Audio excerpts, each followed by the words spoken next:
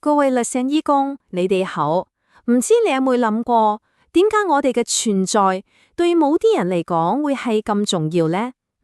今次我哋就係要一齊嚟深入探討呢個核心概念——資本中控。我哋好快就會發現，喺嗰個龐大嘅專業體系以外，我哋點樣可以發揮一個真正無可取替嘅角色。好，喺今次嘅說明入面呢，我哋會由6個核心嘅領域出發，由我哋存在嘅原因開始，跟住去深入去睇每一次清談背後嘅心理學，再到一啲好具體嘅實用技巧，而最後亦都係最重要嘅，就係點樣照顧翻好我哋自己。好，我哋一齊嚟逐步拆解。好，首先呢，我們要問一個最根本的問題：點解我需要存在？個答案就是為了填補一個很多人可能正身處其中，但是又未必意識到的資源真空。而這個真空正就是我們所有工作的起點。呢度要強調翻，呢個所謂嘅真空，並唔係下專業服務有咩問題，而係源於體系本身結構上嘅一啲限制。而我哋嘅角色就係喺時間、身份同埋情感表達呢3個維度上面，提供一種專業體系未必能夠俾到嘅一種至關重要嘅人性化補償。好，咁我哋提供嘅之前背後到底有啲咩心理學原理支撐住呢？而家我哋都即一齊嚟探討一下，喺每一次傾談背後嗰啲我哋未必係太冇，但係非常強大嘅深層機制。我想大家可能都經歷過，當求助者嘅情緒好似洪水咁湧埋嚟嘅時候，我哋最直接嘅一個功能，其實就係幫佢哋做情感調節。我哋就好似一個外部容器咁，提供一個安全嘅空間，俾你哋將混亂嘅感受慢慢轉化為可以理解嘅語言，幫你哋攞翻個主導權。去一個更深層次嘅角度去睇，我哋嘅工作其實係幫成求助者建立一種心理學上叫做合體恒常性嘅概念。簡單嚟講，對於好多人嚟講，單係知道呢個號碼永遠都會喺度，永遠都有人聽，呢個存在本身就已經係一種無形但係極之強大嘅心理支持。明白咗以上嘅心理嘅支持之後，我哋就要嚟到一個最核心嘅角色定位問題。記住，我哋係同行者，唔係拯救者。點解呢個角色定位咁重要？因為佢有雙重意義。第一，佢可以保護我哋自己，避免心力交瘁，耗盡自己。第二，亦都係更重要噶。呢個定位係將力量同主導權真正咁交翻俾求助者自己。其實諗深一層，喺每一次清談入面，我哋可能不知不覺咁已經同時扮演緊4種好有力量嘅角色，由黑色之中嘅一條救生索，到一個可以安心傾訴嘅樹洞，甚至係引領佢哋去揾專業資源嘅導航員。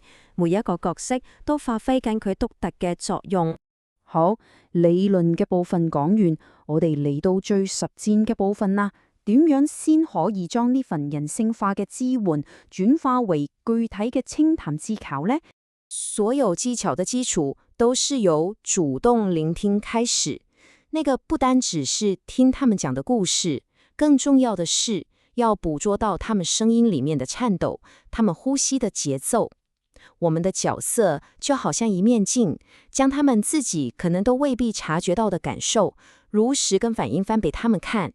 譬如你可以試下咁樣講，我聽得出你而家嘅呼吸仲係好急促，感覺好似被困喺一個好黑色、好無助嘅地方，係咪咁樣？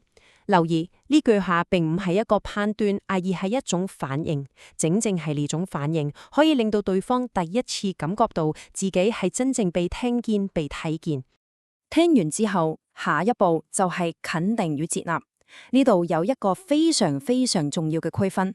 我哋要肯定同埋接納嘅係對方嘅痛苦感受係100%實嘅，但呢個並唔等於我哋要認同佢對所有嘅諗法或者係行為。呢條界線一定要畫得好清晰。例如一句好簡單但是好有力量嘅說話，就好似喺咁大壓力底下，你都仲願意打個電話嚟，嘗試去揾出路。單係呢份想幫自己嘅心，已經非常唔容易。你睇呢句話就係直接肯定咗佢哋求助嘅勇氣，同埋佢哋內在嘅力量。跟住再落嚟，我哋又進入一個非常重要嘅部分。當我哋面對高風險情況嘅時候，有啲咩結構化嘅方法可以幫我哋安全而且有效嘅去應對呢？當求助者處於極度驚恐或者指理嘅狀態，感覺好似靈魂出竅咁，助錄技術就係我哋嘅首要工具。顧名思義，就係要透過一啲感官刺激，將佢哋由失控嘅情緒風暴之中安全咁作錄翻嚟，此時此刻。例如，認知做來入面有一個好簡單嘅技巧，邀請對方試下由100開始，每次減7咁樣倒數。呢一個動作睇落好似好簡單，但其實係一個好有效嘅大腦黑警犬，佢可以強制性咁啟動大腦嘅邏輯部分，從而打斷焦慮嘅惡性循環。如果經過評估嚟判斷求助者有即時嘅自殺風險，咁我哋嘅目標就要升級啦。唔單止係傾談，而係要同對方一齊合作去建立一個非常具體嘅安全計劃。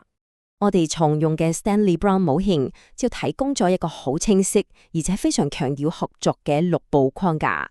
喺呢個過程入面，我哋嘅角色係一個引導員，同求助者一齊行過呢6步，目標係幫佢喺混亂之中揾翻一份掌控感，同埋一個具體可行嘅喬聲計劃。最後，呢都係我認為最重要嘅，我哋要聽下喺電話線呢一邊嘅人，就係你哋自己。請大家一定要記住，自我關顧並唔係一件奢侈品，而係我哋工作裏面一項專業同埋道德上嘅責任。我哋要時刻覺察自己嘅情緒界線，而且要懂得同埋願意去善用機構提供嘅支援系統，無論係暗中求助定係尋求專業督導，都係非常重要㗎。喺呢度，我哋要記住一個凌駕一切嘅原則。雖然我哋對保密嘅承諾係神聖嘅，但係當生命受到即時威脅嘅時候，保護生命嘅責任永遠都係凌駕於保密原則之上。